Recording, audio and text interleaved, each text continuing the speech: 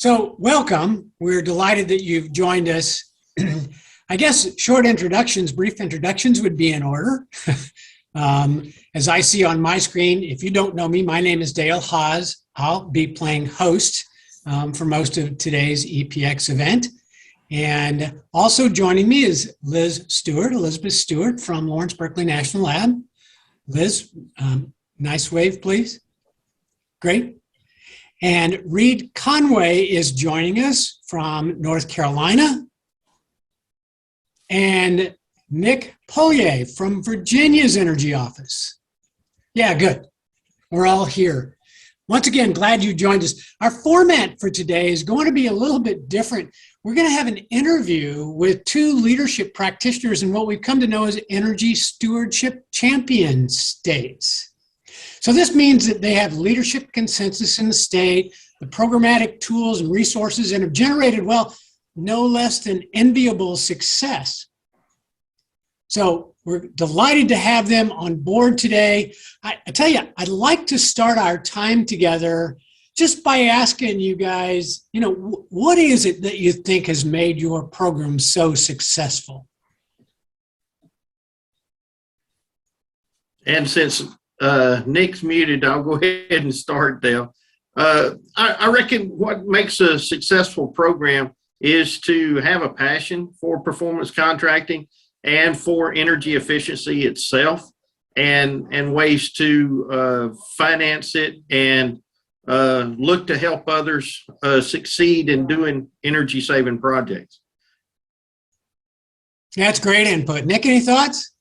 Yeah, definitely agree with Reid 100%.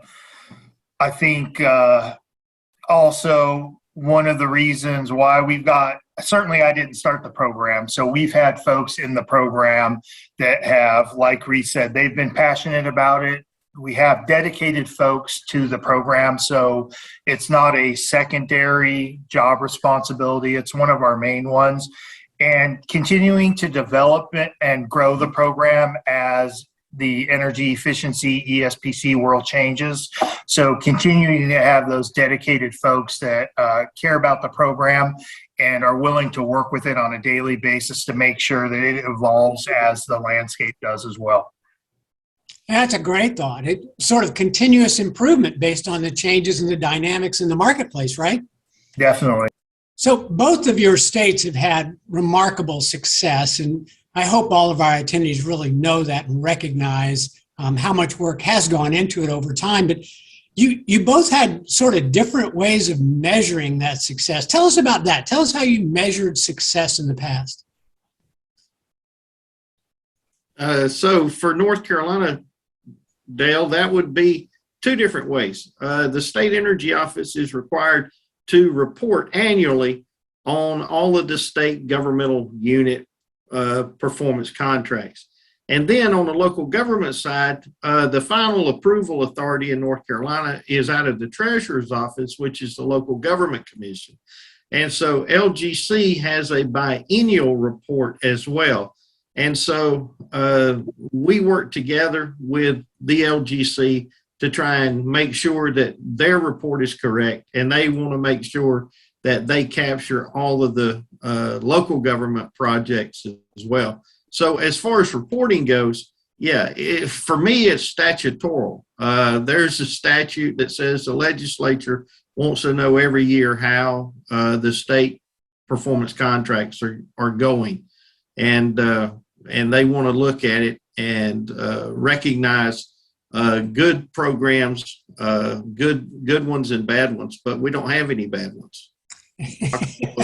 Well, and hearing you say that, Reid, and I have a little bit of insight into how those reports look. The state actually kept different pieces of information about the projects than the local governmental commission, correct? Yes. Yeah. On the state side, we try and keep way more information. Since the Treasurer's Office is more interesting in funding and the ability of the governmental unit to pay back the loan, they are more concerned about financial ramifications of the project.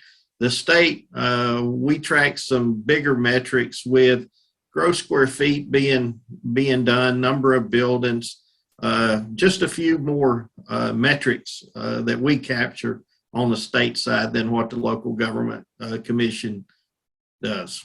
Yeah, great.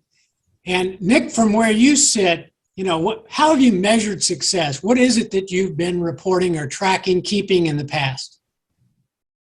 Yeah, so a lot of the same stuff that Reid brought up. So obviously we'll report, annually and quarterly. Quarterly we'll report new projects, and that'll capture total project investment or cost, as well as square feet, and also estimated or projected KWH avoided and or estimated annual savings.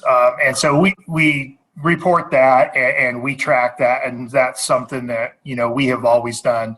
And so we can go back to 2002 till today and track all of our projects, and we have a running tally and all that stuff. Some of the stuff that maybe more recently we've started tracking, greenhouse gases, obviously, carbon, trying to report that, as well as job creation on our projects. And there's different metrics out there for different folks, but job creation is one.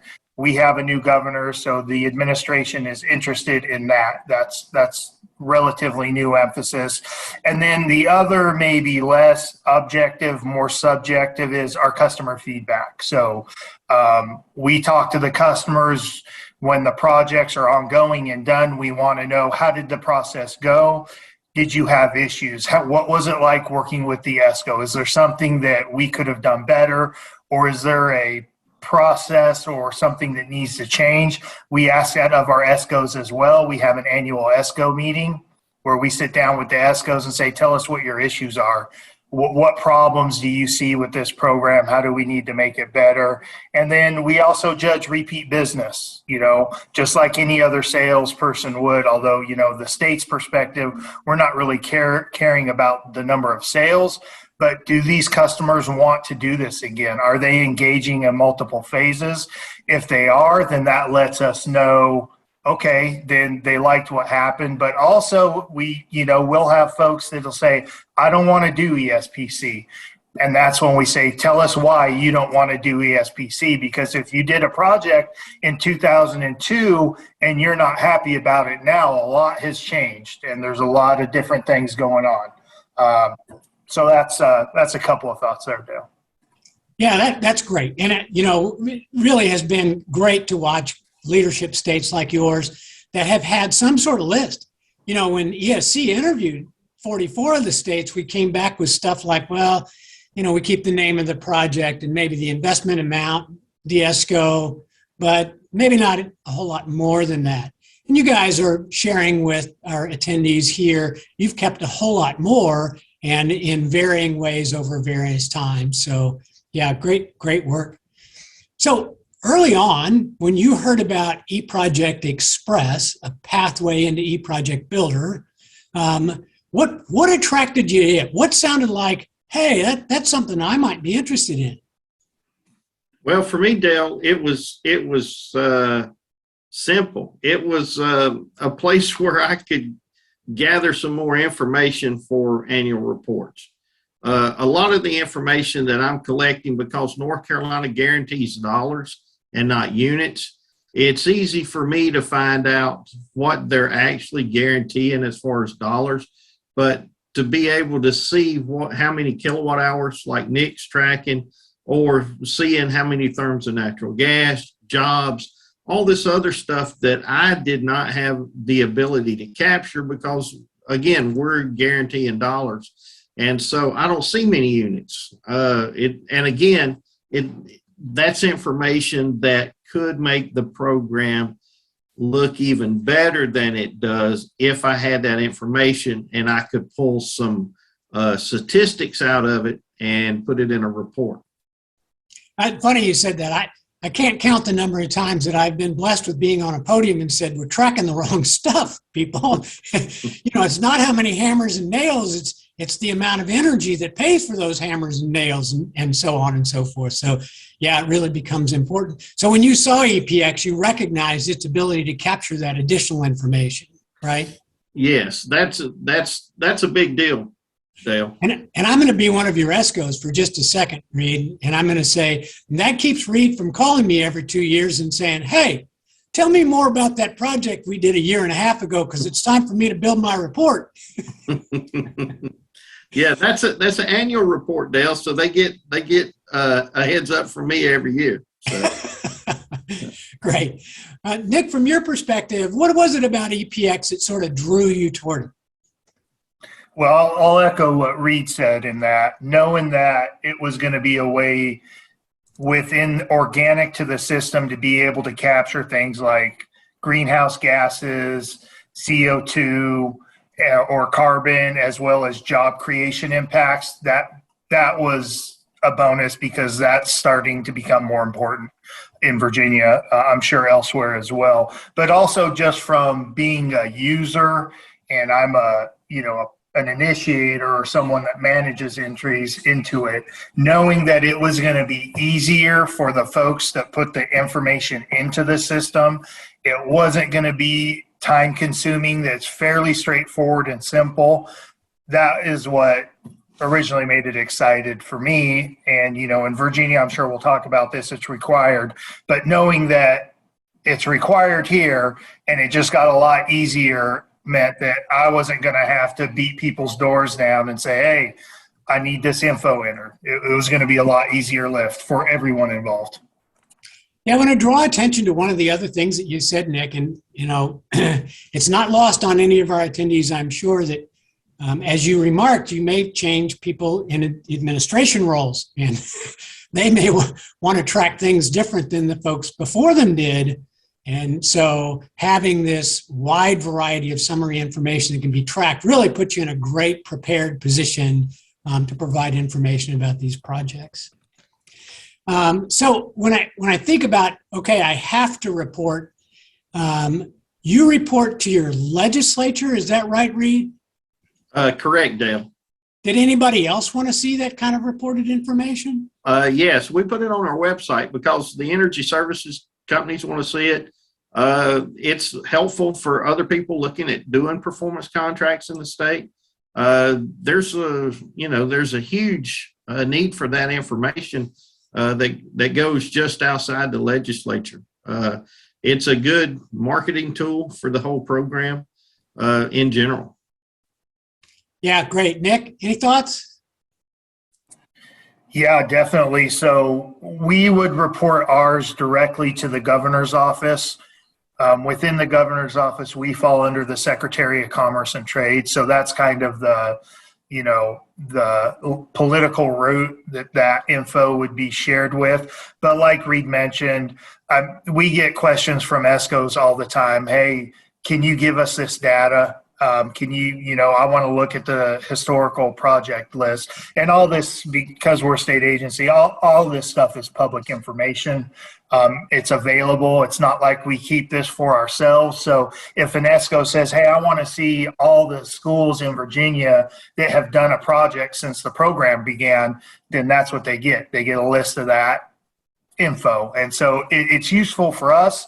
It's useful for our leadership. Obviously, we're going to talk about why, I think, later on, but it's also useful for the ESCOs. And then when we have new customers looking at doing projects, one of the most frequent questions we'll get is, and this just happened in the city of Norfolk, hey, we're looking at doing a project and we want to start in our regional jail. Can you provide me a list of similar projects in correctional facilities in Virginia that I could reach out and talk to? And so it's like, yeah, hold on, I'm gonna give you 3 people. Here they are. Here's the person you can talk to. Go ask them, and they will, they can share with you how it works and share any documents that you might want to look at. That's great. That's great. And no reason to not to segue to that concept. So what are the reports being used for? Isn't that where you were headed? Yep. Yeah. So from our perspective, what we use the reports for is obviously to, identify, hey, this is what we did this year. This is the amount of progress we're making, and we track it by state agency and then public body. because public bodies have the option to use our state contract.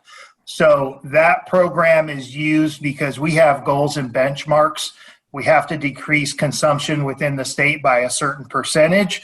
So within ESPC, we are able to say, hey, we decreased consumption within the state in state agencies by this percentage, by this many kWh, over this year or over 3 years or over 5 years.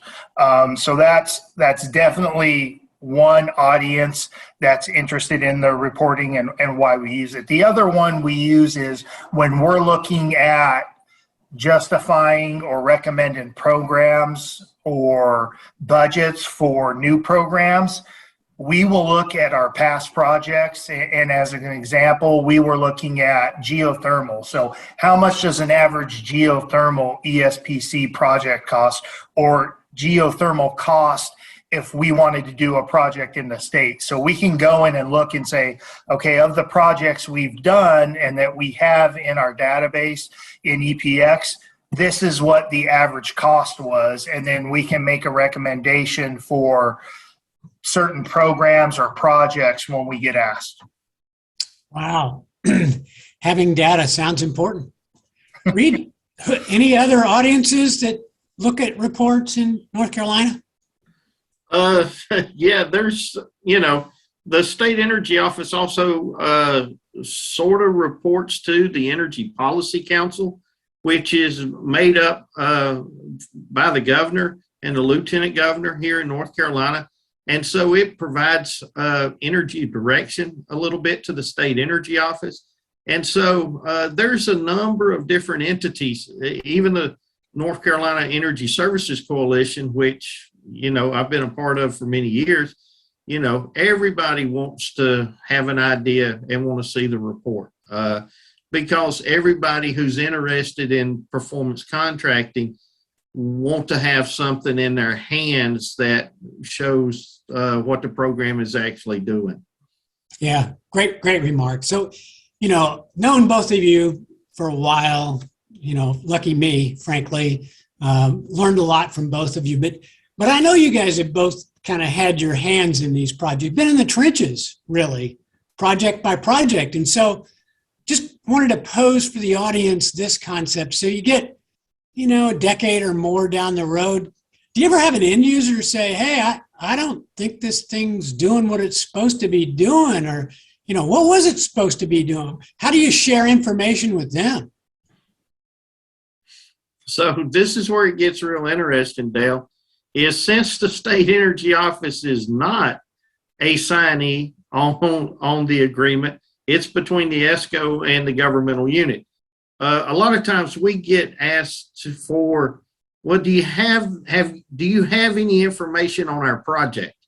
And so again, we end up sometimes being the library for some of these old investment grade audits and energy service contracts because the people are new to the governmental unit and apparently they have misplaced or don't have the original contracts. And so, we get asked to provide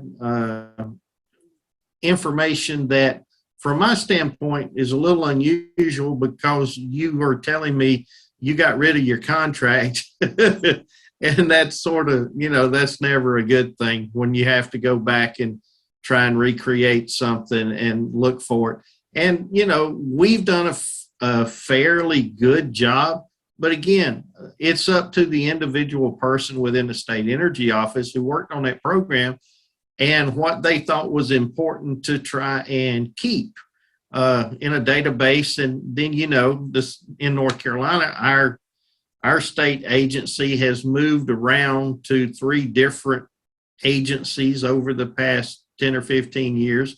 So making sure all that stuff transfers and doesn't get lost is always a difficult thing. And, there are some things that fall between the cracks. Yeah. How about you, Nick?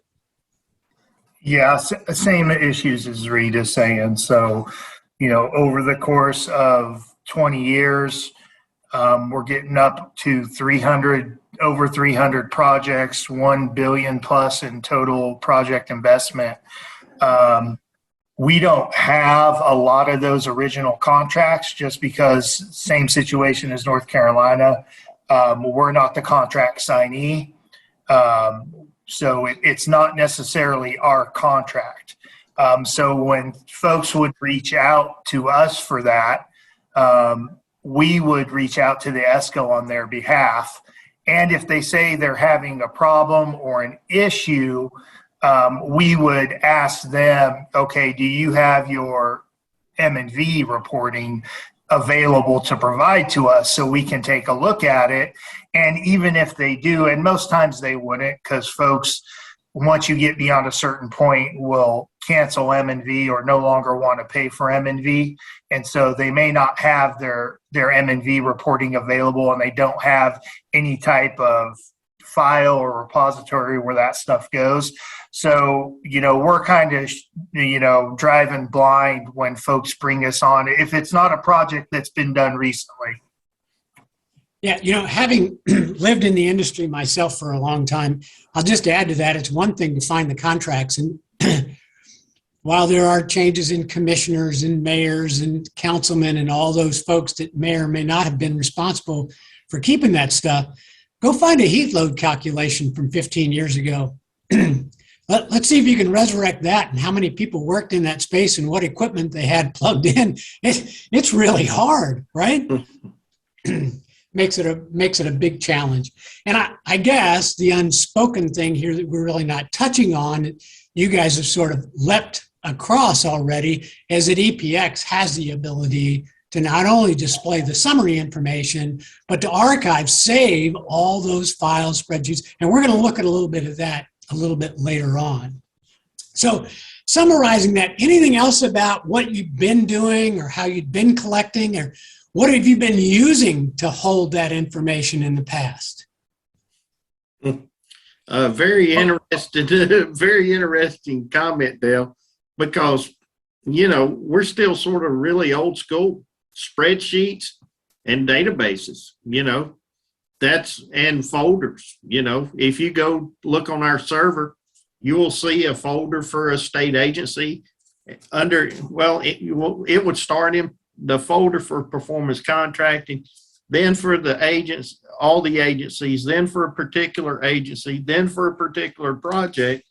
And so if somebody new coming into the state energy office, it might be difficult for them to try and navigate the information that is stored somewhere on a particular project. And then, depending on how the person, named folders could be all over the place. And so, there's rhyme and reason to it. But again, you're asking us to store information that we're not necessarily a signee on, and how much information we keep is dependent on the person who's actually trying to keep the information.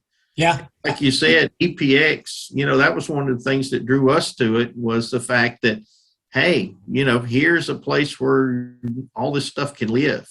Now, one of the favorite remarks that I've heard from the state energy office was, well, we know we had it all on paper and it was all in folders and it was all in one file cabinet. Our problem is we can't find the file cabinet. That's when you've lost information. So Nick, how were you keeping? What were you using as a way to track projects? So pretty much the same thing. So we've got a share drive, obviously, but like Reid said, over the years, there's no naming or convention that is uniform across our share drive. So, if I put it in one way, someone else is going to go and enter it a different way. There's no uniform file entry system for our share drive. So it's scattered, like Reid said, and good luck finding it. I don't try and find it on there because it's really hard and I kind of know what to look for. So what we tend to do now, or what I've done, is I have my own files on my computer, And, the state agency, we have Google Workspace. So I create a Google Drive and I put anything that I get or work with a agency, public body, state agency on for a project. I will try and save a copy in there and put it in there, and then I can share that access. The problem is these files can be huge. So, we've got one final IGA that we've been going through here recently that's almost 700 pages. I can't even email that to anybody. It's too large.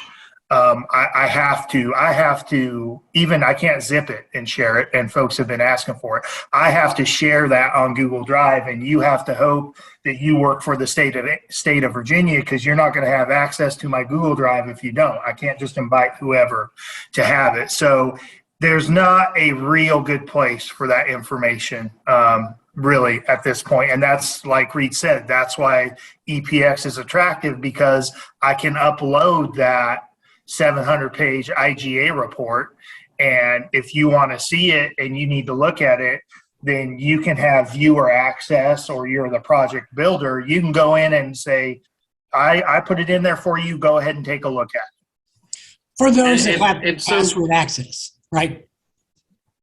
Yeah, and the other thing too, Dale, one of the things I'll piggyback on Nick, it's not Nick or myself loading it into eProject Express. It's the ESCO putting it there, and not us having to do it. That's the other big thing. Again, Nick and I both are really busy folks, and so the last thing we have time to do is try and give somebody else access to their information. So I'm confused. Didn't your job description have that concept of file storage and archiving for multiple decades? And no, wasn't there? Yeah. So we believe strongly, as EPX was developed, that okay, we're going to pass this responsibility to the energy services company. Now, the fact is, they're getting paid to do a project, right? And if it takes a little time, if it takes an hour here or there to fill out EPX, perfect. No job would be ashamed of that couple of hours over the course of time, knowing that all that information was readily available, right? Yeah. So from a big picture perspective, kind of rolling up, how do you see eProject Express benefiting, well, let's first say the state, then maybe the energy office, and then the end user, then the ESCO. Any thoughts on that? And so for me, Dale, eProject Express, I would hope would also allow a little more interaction with the governmental entity and the ESCO as they store information. So there's more discussion about what information needs to be stored, what information is relevant, especially during, construction, let's say.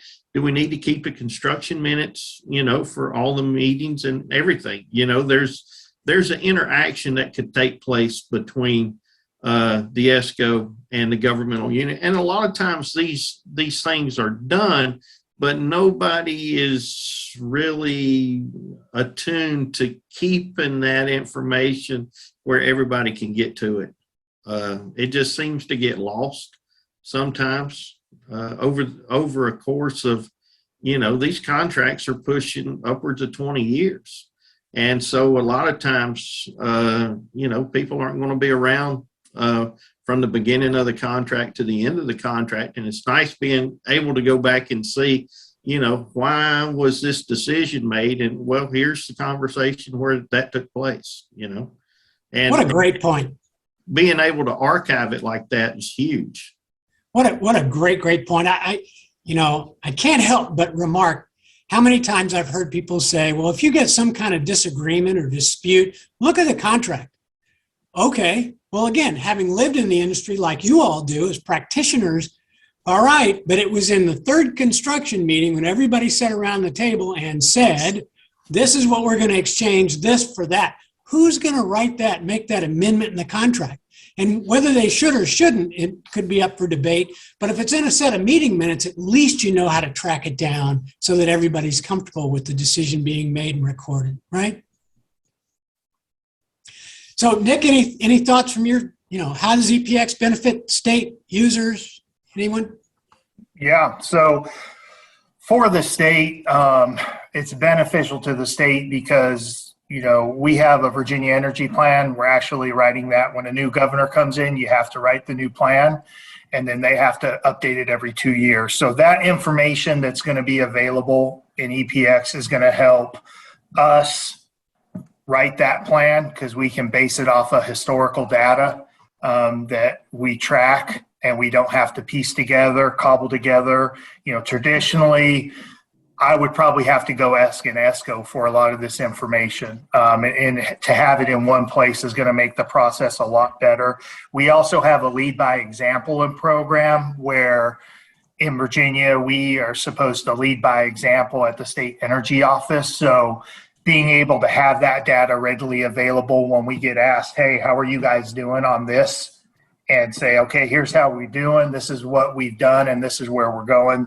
For the state, that's big. For the state energy office, it gives us informed decisions and allows us to report accurately when we get asked, hey, what have you done, or what are your thoughts on this in terms of proposing programs? Again, programs and budgets, it's key. We'll get asked, hey, is this going to be enough money? We'll go into EPX and look and say, okay, well, based on the projects we have in schools over the last over the last 5 years, that is or is not enough money. You need more money. And to make those kind of informed decisions is critical for end users. I think it's big because, not just in Virginia, but in North Carolina as well. Not every organization has a dedicated certified energy manager, someone that works on it like Reid, myself,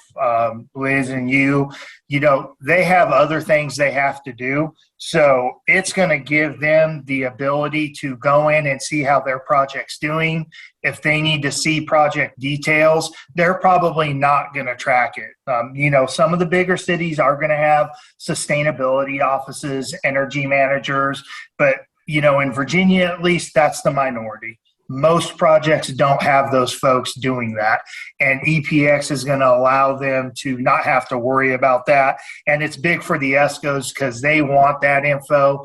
They need that info to, they've got to report to their leadership as well. And they got to make annual reports and show, this is what we've done over the years. So ESCOs, use that information on a day-to-day basis. Yeah, really powerful remarks. Great insights, fellas. So in both your cases, which, let's face it, you're early adopters of the use of EPX, sort of, Nick, you started an eProject Builder. I know that was a challenge for a host of reasons. Reid, I think you were sitting on the fence waiting for something that would keep you from using eProject Builder, as I recall. So, when you think about this, both of you then sort of move to requiring the use of EPX in your programs. Tell us why you decided to do that. Well, I looked at it as a tool, Dale, and again, any good farmer is always looking for a better hoe or something, and so I needed a better tool to capture data. And in looking at EPX, I found a good tool.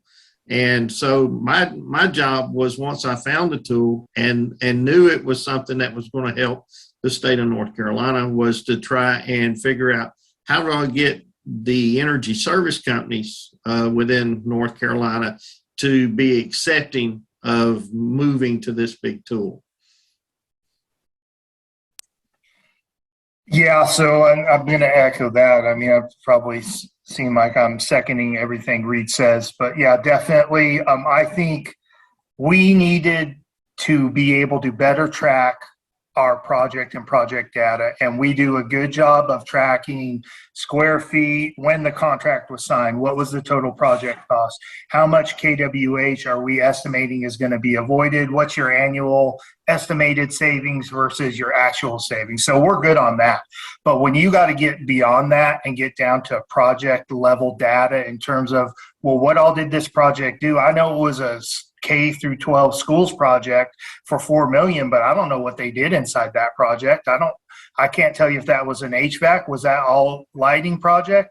So that we needed the details. We needed to do a better job than what we were doing, because we started getting those kind of questions and we couldn't answer them without, again, me having to go back to the ESCO and say, hey, can you send me over the contract, or can you tell me what this scope was? And that, depending on the turnover at the ESCO, that can be a problem. The other issue, we decide to require it in the state of Virginia beginning in 2019, is we started having instances of customers saying, I'm not happy with my project performance. Well, tell me why you're not happy. Well, it's not performing right.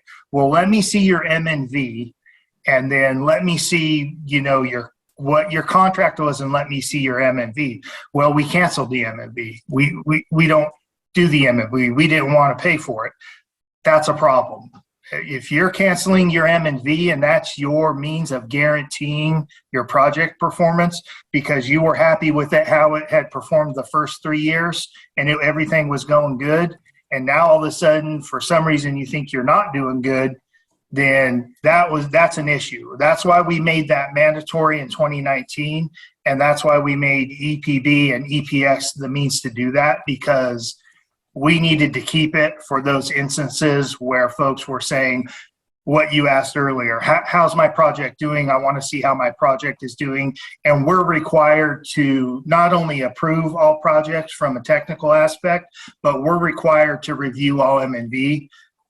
Myself and another individual review all that, and that we wanted to have a place where we could keep all that as well. So that's why we required it.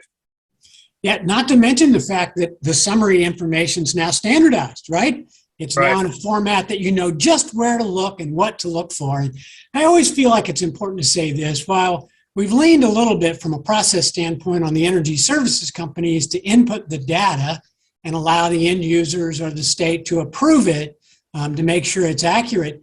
Hey, when you have that information ready at your hands, maybe it's the end of the IGA or the completion of the investment grade audit. That's when you know what's estimated for savings. Maybe it's the scope that finally gets put into the contract. That's when you know which measures are there. You already know it. It's fresh in your mind. Put it in the report. Make sure that it's there for all to have in perpetuity, right? Yeah, good stuff. So I think about this in sort of a big picture way. Might be a little bit of a digression, so forgive me, but I know, and you've shared a little bit with other attendees, what you were keeping in the past. And you all were far ahead of the field. Nobody mentioned matchbook covers and Word files that kept lists, which I have heard before. But if you look at the use of EPX and the way that you've instituted it within your program now, having all that new data, what new data do you think will provide the benefits for the state, for the end user, for the ESCO that you didn't have before? Does that question make sense? So you're talking about more data, different data. How does that help? And so again, North Carolina is way different than what Nick was tracking in Virginia.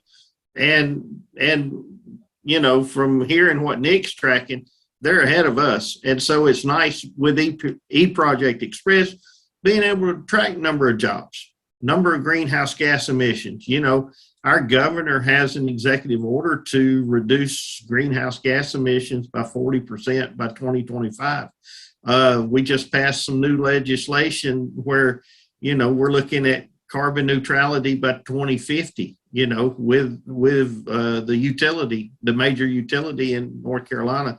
So there's lots of things that are pushing us to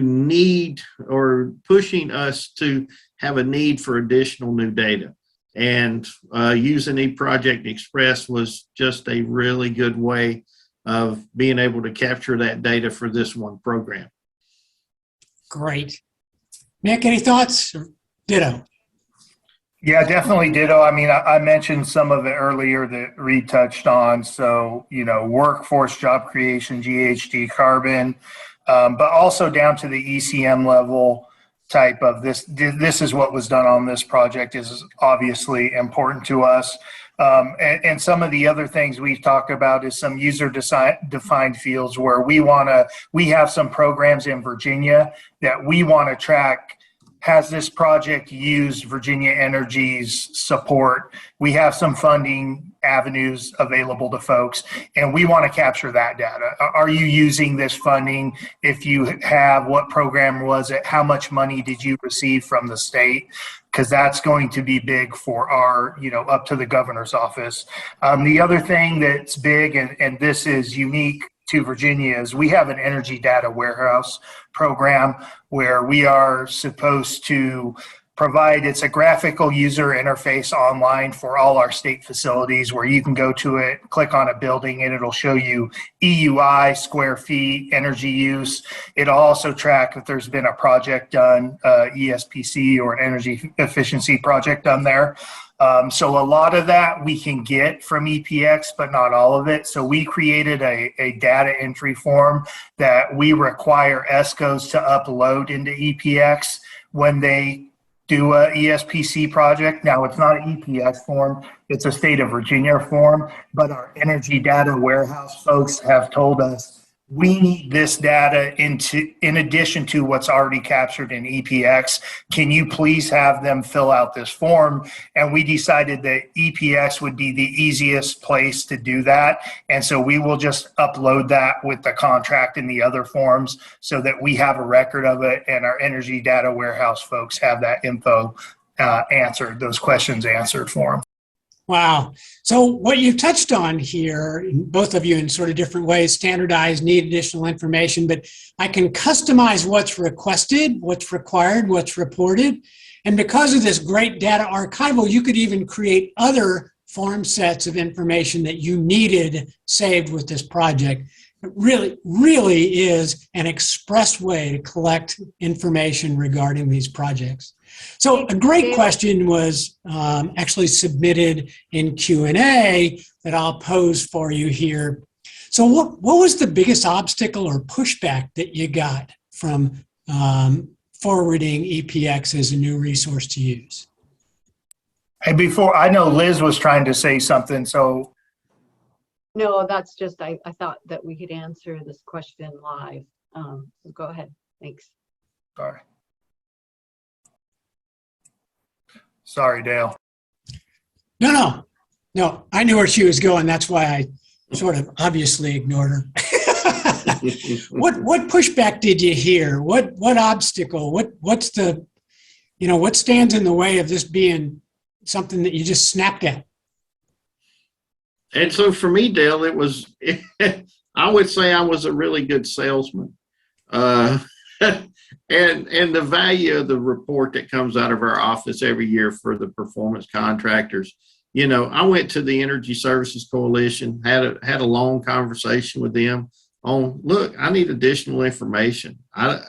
We can make this better if we had more data. And so that's how I started. I got buy-in at the Energy Services Coalition, and then had you come in, talk about EPX, and as a group voted that, hey, this is a good thing for North Carolina. And so I did it through the Energy Services Coalition. And so, the only obstacle now is it's ready to go, ready for people to fill out. And so I reckon the obstacle was the time to go from point A to point B to where it's up and ready to go. So that's the only obstacle I've had. So good thought, Nick. Any pushback? Any obstacles in the way? Obstacles, definitely. So, or pushback was my own. So a little bit of background was when I first came on with the state energy office, one of the first things I was asked to do was, we want you to manage eProject Builder, and we got to get these projects spun up. these old projects that had been sitting for a while. And I said, okay, being new to eProject Builder, I will go in there and I'll try to get these things spun up. Well, we didn't have the information like we talked about earlier. I was reaching out to the ESCOs. Hey, you've got a project in here. It's not complete. I need you to complete it. And we couldn't get it done. I mean, a lot of them didn't have the info. They had some of the info. They might not have all of the info. And so my leadership was asking me, hey, are we getting it done? Do we got all our projects done? And I said, no, we can't do this. You're going to be waiting forever to get these old projects done. I said, but here's what I would recommend to you. You make this mandatory for every project in Virginia going forward. And we're not going to be able to get the old stuff. That ship has sailed. You can't get what you want out of that, but we can make it mandatory now. And if you make it mandatory now, you make the ESCOs responsible for entering it, because they're really the ones that are the subject matter experts for each project. Even though we look at it, we review it, and we approve it, they're the ones that are the experts for that project, and they have to enter the M&V. And so that's why beginning 2019, we made it mandatory. They agreed with me, and that was my pushback initially was, I can't do it. There's no way. I tried for 2 years to get, I picked 5 projects I tried to get working with the ESCOs to get them to go back and finish. And I couldn't do it in 2 years. So that was the pushback. And the answer was make it mandatory and we'll get it going forward. And it'll be harder to get it going backwards. Yeah, that's great insight for our attendees. I really appreciate the candid exchange that we've had here. I sort of have one more question as I think about this, and we've alluded to it, that commissioners change, mayors change, city council members, whatever the case may be, school superintendents, school board members, all of it. They all seem to change over time. And if you think about, there come a time potentially when you're not in your present role. What is it that you would share with somebody coming in and taking your spot about EPX that they would need to know? The big thing, Dale, is that, they just need to go out there and look at it, be a part of it, and spend some time with it. Any tool that's out there, you just, you need to become familiar with. And so anybody coming in behind me is going to need to go out there and spend some time getting familiar with it. We already did the heavy work by getting it into our contract documents like Nick did to make it a requirement all through the process. And so they know when they respond to an RFP, hey, we got to do this. They know in the IGA, hey, we got to do this. And then in the energy services agreement, it says you will do this. And here's the information we want. And so that's the big thing moving forward. Just folks are going to have to be able to access it and know what information is being held there. So. Great. And as should that happen, we simply reach out to Lawrence Berkeley National Labs and have the passwords and securities change from person A to person B as that's verified. Nick, any thoughts on that concept? I would just tell them that good data in equals good data out and better decisions. So make sure that you are capturing the data that you want captured in there. You can put in notes, you can put in, attachments, there's some user defined fields, but make sure you're capturing the data that you need for your specific state or organization, and make sure that info is accurate. I go through all the projects. I'm an initiator. I have to approve the data's in there, the data that the ESCO puts in. So if they haven't include something, they probably don't like me, but I send it back to them and say, hey, you didn't include the escalation rate. I need you to go back in and improve the escalation rate. Or I can't put notes in as an initiator. I will send it back in there and say, can you put a note in there and that explains this so they understand? So make sure the data that you want and need is in there because it's going to help you later on down the road. Yeah, and picturing it far down the road is when you may need it the most, right? So it's interesting, that being our last question, and I probably starved Liz here a little bit of time of showing, some report information, but it's interesting that when I think about those changeovers, because our friend Reid has had this very opportunity. Although he started a new career opportunity today, he's in a new job in a new place.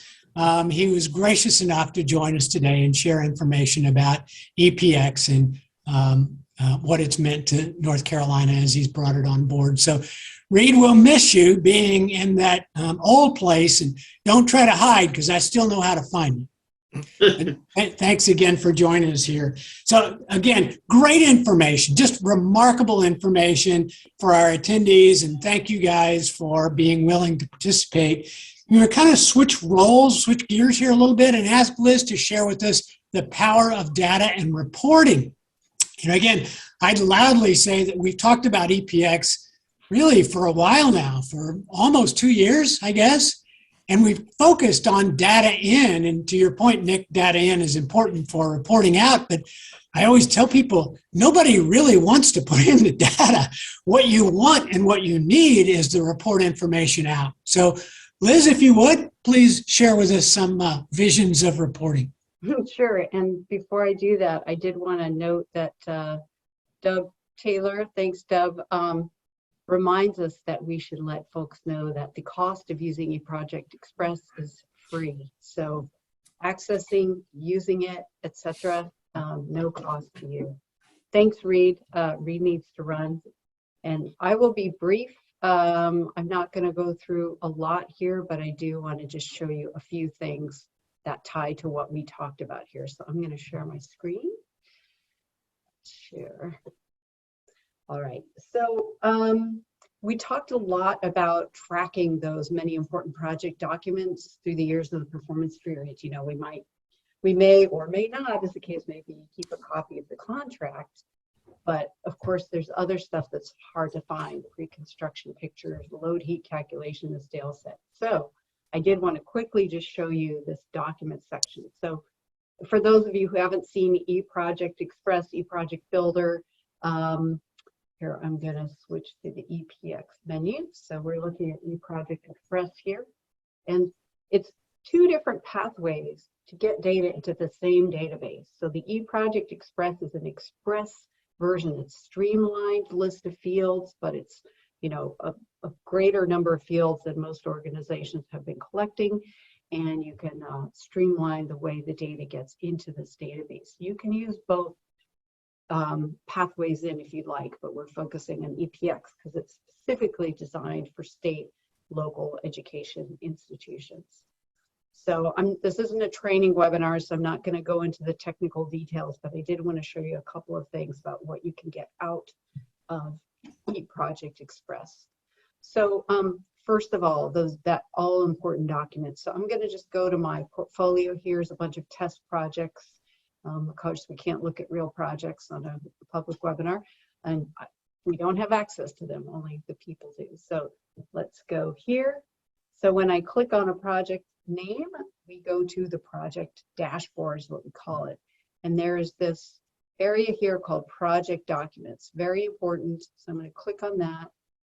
And basically here is your filing cabinet for documents. I've already uploaded a number of, documents that might be part of a project, agreed upon escalation tables. And so some of these are zip files, some of them are PDFs. You can upload Excel, Word,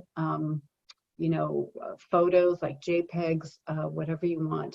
And what's really useful here is this file checklist.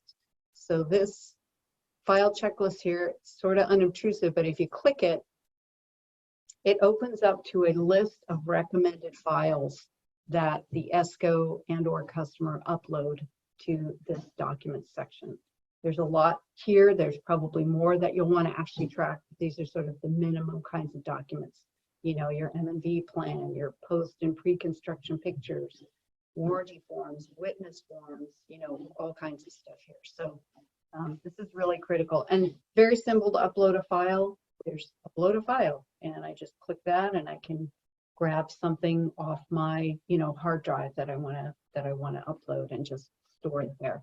If I need to delete it, I'm the person that uploaded, I can delete it. But let's say I'm the customer and I uploaded something, the ESCO cannot delete what I uploaded. So this is really critical. And another important thing to note is that there are,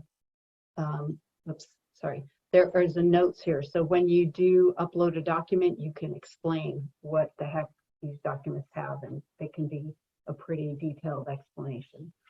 And again, these are files you upload an Excel file, you want to download it, I can download a file, I get an Excel file. If I upload a PDF, I download a PDF. If I upload a zip, I get that zip downloaded. So it's really quite a convenient file storage. It's like an electronic filing cabinet that stays with the project for the years of its performance period. So that is documents section. There are other kinds of reports. In the interest of time, I'll go fairly quickly, but there are system-wide reports, there are individual project reports, and then there are portfolio level reports. So I'll show you a system-wide report. This is open to any registered user of eProject Builder. If you go under the Project Statistics tab here at the top, and you go to the eProject Builder State Roll-Up Report, very simple. It will give an aggregated report on all of the projects in eProject Builder, eProject Express that have been entered into the database via either of those pathways for any particular state. So this is really valuable for your state energy office, and you want to know, gosh, the projects that are in eProject Builder, are there a lot of projects going on outside my program? Maybe I've got 10 projects going on and there's 100 being done in the state. So you'll get some idea of what's going on. Of course, only the projects that are entered in to EPX or eProject Builder, EPB, are in the database here, but the NAESCO accreditation process requires ESCOs to upload quite a number of projects into eProject Builder for accreditation. So there are a lot of projects in your state that are getting loaded into eProject Builder, and you can get a report. So these are test, dummy projects, but I'll just do a download a report for California, so you can just see what this looks like real quick. All right. So this is the download report. So this is a live, dynamic report of what's in the database right now.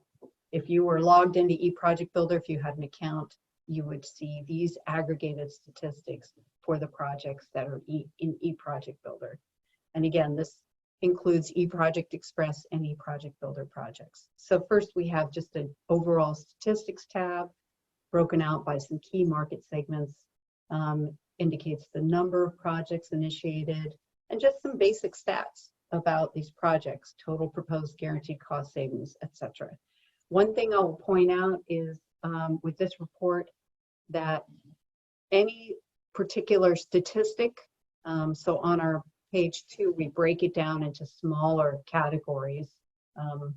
If there is any particular resulting statistic that has fewer than 10 projects in it, we don't report that just for anonymity. So this is just aggregated statistics. So that's one useful report. Let's see, we'll go to portfolio. There's a couple of other reports you can get. You can do a data export. So up here on the upper left, you can export the data for some or all of your projects. I won't go through the whole thing, but I can just select which projects I might want to data export. And when I download that report, it gives me an Excel file that lists all the data fields for those projects. So as both of our guests said, the data in is what you get out of it. So the more you collect, the more you'll be able to report on. I'd like to quickly point out the analysis and reporting feature. Again, this is not a training webinar, so I'm not going to go into a lot of detail here, but we do have a custom report builder and then a report library. There are some few standardized reports in here, and as you start to use EPX and you have ideas for standardized reports, feel free to contact us and I'll show you the contact information. Then I have a couple of saved reports in here just for demonstration purposes. So if you set up a custom report, very easy to edit and save a new report. So I'm just going to run this report just to show you. So here's a very straightforward report. It's a list of all my approved projects, project name, city, market segment, award date, contract execution date, implementation price, etc. And it's very easy to edit and change this report. Let's say I like this, but I want to do something a little different. I want to maybe move market segment above city, or, you know, I don't really need the project facilitator owner's rep, so I can remove that. And let's say I want to add something, so I can use the search bar to just sort of search for different kinds of fields. I might want to look for something that's a price, so I can look through those prices and see if I want to add those to my report. Or let's say it's like, let's add state, and I just want to add the state, and it adds it to the bottom. Let's say I want to kind of move that up to the top. Let's put that after city. Voila, I have a new report. I can run this report, look at it. That looks good. And let's say this is a report I want to do every month. All I have to do is click save, and I can say, Liz's saved report #1, and I can just, put some kind of notes in there and save it, and voila, that is now in my report library. I can run that report anytime I want, get the data I want for my projects, and I can easily edit that as well. We're pretty much out of time. I'm going to go over just a little bit because I do want to show you that when you are in an individual project, you can also get a project summary report. And that gives you summary data about the project, including the project measures, project characteristics, the estimated savings, guaranteed savings, all the information, but it's all on a pretty compact report that I can download as a PDF file. So I'm not going to go through that, but I can download my report. Then, if I want to look at my M&V results, I can go to the M&V tab here down at the bottom, and I come to the M&V summary page, and I can then do an export of an individual M&V report year, and I am going to show you this because, so I'm just going to go to year 1 here as an example. This is a project that has been in M&V for a few years. We can see it's got its year 0, 1, 2, 3. And I'm just going to show you briefly what is in the M&V report. Sorry, that's probably pretty small. Let me make it a little bigger.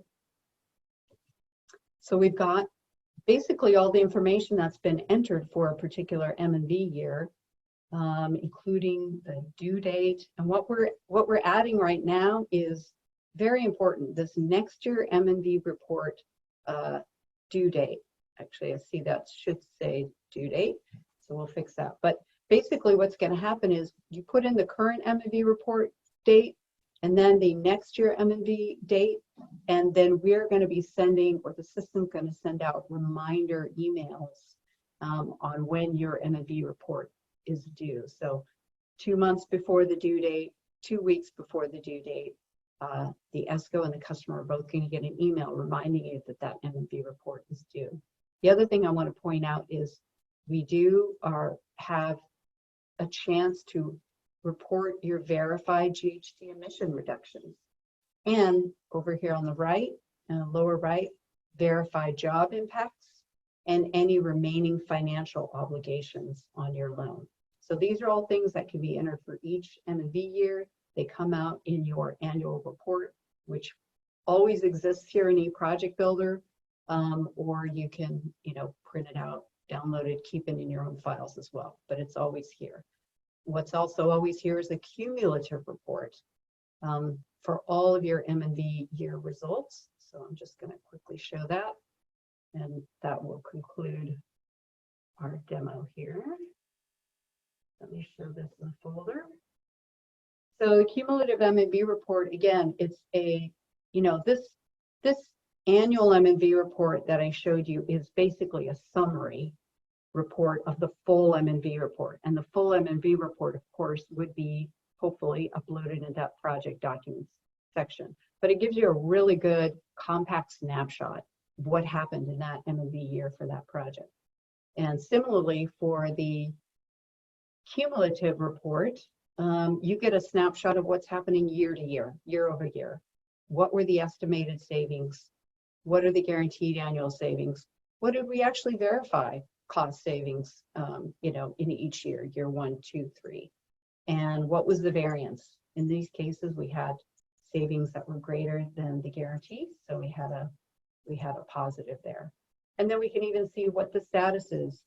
I know that in the EPB that these are both in approved status, and it looks like year 3 is still in the process of being submitted and approved. So that's a very quick whirlwind of some of the reporting you can get out of EPX. I'm going to stop sharing now and let Dale wrap it up. Yeah, so thanks, Liz. And I know we really ran long with our interviewees, but undying thanks to Nick and Reid, who shared with us their real life experiences about EPX. Thank you all for joining us. Thank you, Liz, for your incredible skill. And frankly, thank you to the United States Department of Energy, both the Weatherization Intergovernmental Programs Office and the Federal Energy Management Program that funded this concept for LBNL to build for all of you to use. So we hope you enjoyed this as much as I know I enjoyed hearing from our interviewees. Thank you all and wish you a great rest of your day. Bye now.